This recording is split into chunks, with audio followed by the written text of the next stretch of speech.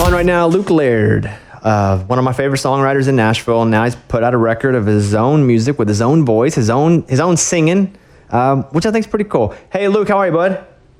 Good, man. Hey, congrats on the ACM. Oh, thanks, man. I appreciate that. Also in the room is songwriter Adam Hambrick, so he's just hanging out too. Hey, Luke. He said, I told him we were about to talk to you. He was like, well, I want to stick around and listen. I ain't talked to that guy in forever.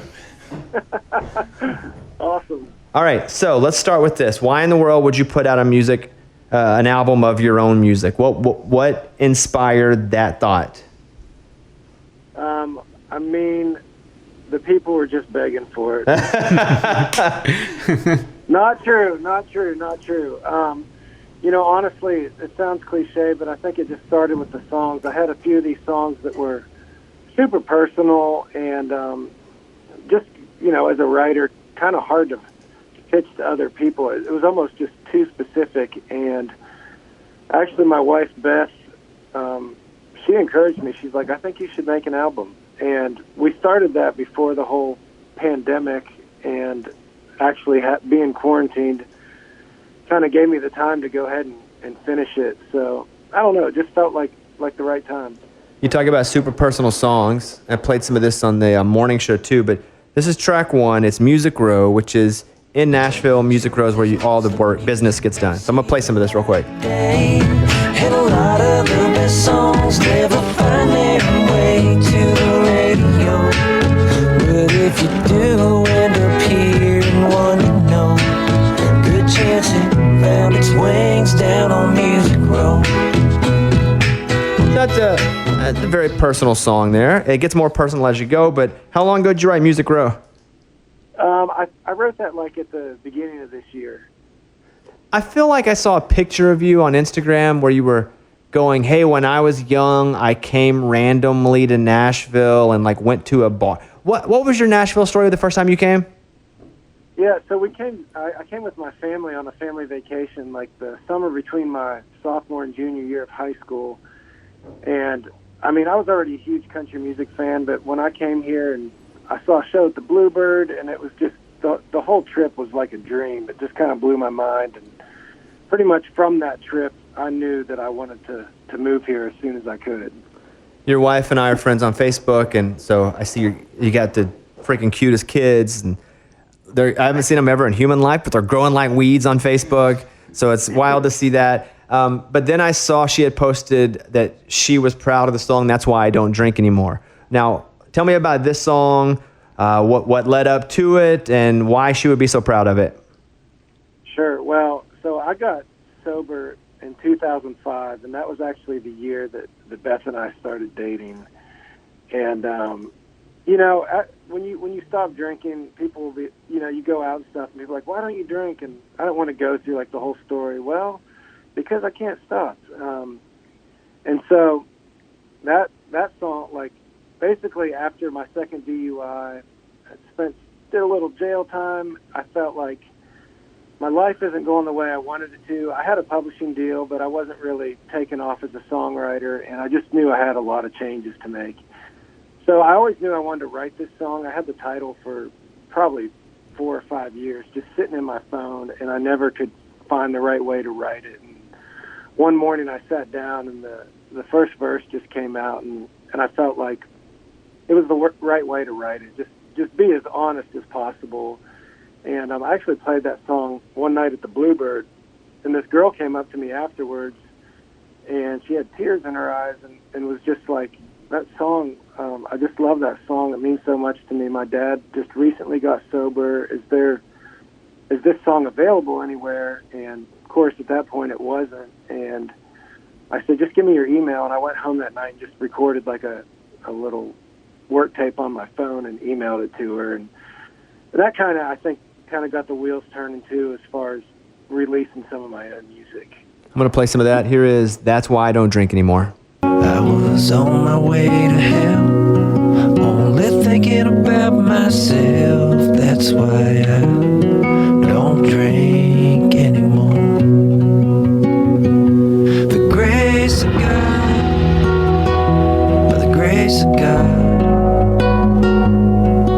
I'm waking up at home instead of passing out in a parking lot.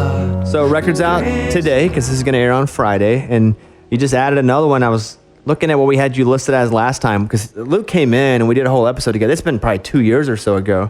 But at the time, you had, I think, 22 or 23 number ones. Now you have 24. So what was the last number one? It was Sam Hunt, Hard to Forget. Oh, come on. I didn't even know what it was. You wrote that? That's a great one. I love that. Thanks, man. That makes sense, too. It makes sense you're behind that song, too, with the web here, with the sampling on it, which you produce all different types of stuff. So wait, so let me, for a second, get off of this project and just ask about that song. You, Sam, who else is in the room writing that song? I mean, like a million people. So it started off me, Sam, and Ashley Gorley. We wrote a song to that track I had, and then Sam calls me the next day, and he's like, man, I wrote this other song with Josh Osborne and Shane McAnally, and I think the idea actually fits this track more. Could we all get together and kind of rework the lyrics? And so we did. Of course, I was like, yeah, man. And we got together, and between the five of us, we put it together. So what track did you have? What did you go into the room with that you're like, that's my track? Yeah, so I was sitting one morning over there in Green Hills at that restaurant, First Watch, and I had my headphones on, and I was listening through this like old school honky tonk playlist, and that Webb Pierce song, There Stands the Glass, came on, which I've known that song, but for some reason I listened to it and I was like, that'd be kind of fun to make a beat to that. And I literally wasn't thinking, oh, I'm going to play it for an artist and we're going to write a song to it. But I got with Sam a few days later and we worked on that. You know, he and Ashley and I had been working on another song. And he's like, man, do you have any tracks that are like a little different? And I turned around and that song just happened to be pulled up on my computer. I was like, well, I do have this. And I played it for him and he was like, oh man, I love that. Let's work to that. So yeah, that's how it happened. Man, and here's the thing about that song is it comes, and you know, with anything that Sam does, you got 80% of people that freaking love it, and I'm one of them, and you got 20% of haters that are being extremely vocal, but then the song hits number one, and it is still researching and testing like crazy right now. Like I look at the numbers, and it's still one of the top 2 or 3 songs. That's crazy to me. Man, that is a jam. So let me ask you this on the songwriting part, since you guys combined all of you guys, but then do you have to add in the people who wrote the Webb Pierce song? Yeah, absolutely. And so we got that sample cleared, and they got like a small percentage of the song. We actually got a better deal than I thought, but yeah, it was for sure they got co-writing credit on it.